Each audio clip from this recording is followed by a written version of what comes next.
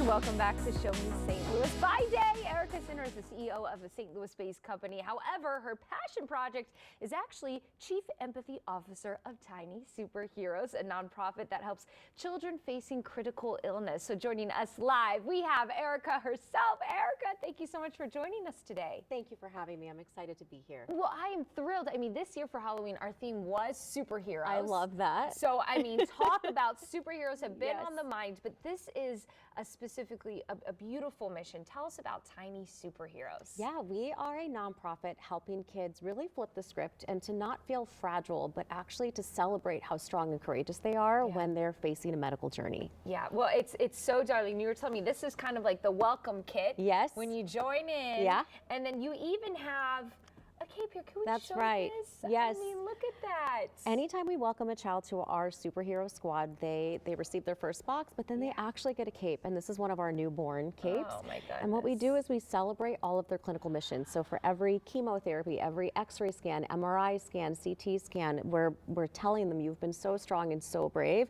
And they're not usually in school. They don't get to be a part of sports teams. So this way they feel like they can belong to a superhero squad. Yeah. So why was this something that you wanted to do?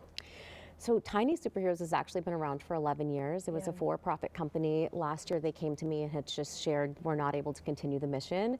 But the last 20 years have been in the life science space. And so now instead of vials, I'm focusing on smiles that still have a clinical impact. You know, kids aren't having to be sedated to go into MRI machines. They're more compliant with therapy.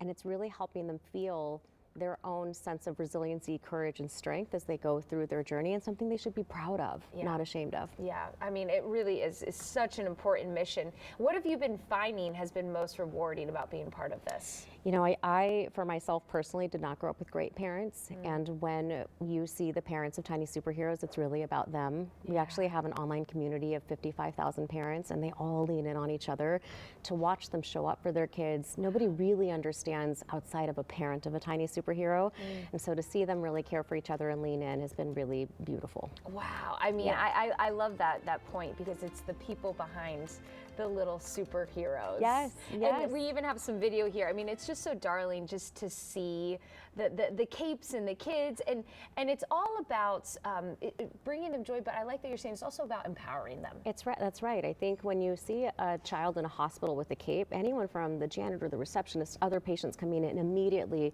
superhero culture is so easily understood. They're like, oh my God, look how brave you are. And that's all children need to feel, is that they are special. And these kids, they really are. They're having to be strong and brave. Well, Erica, we just love what you're doing. How can we support you in the TinySuperheroes? On our website, anytime, any day, for $29, you can give the gift of courage, strength, or hope to a child on our wait list or a hospital waiting to be activated. It's $29 for the cape, the patch, and the free monthly mission program that we offer. Wonderful. Well, thank you so much for being here today. Thank you. And for inspiring all these little superheroes in our own community. Of course, you can learn more right there on your screen. You can also learn more about Erica by visiting ericacenter.org or checking out kck.com/showme.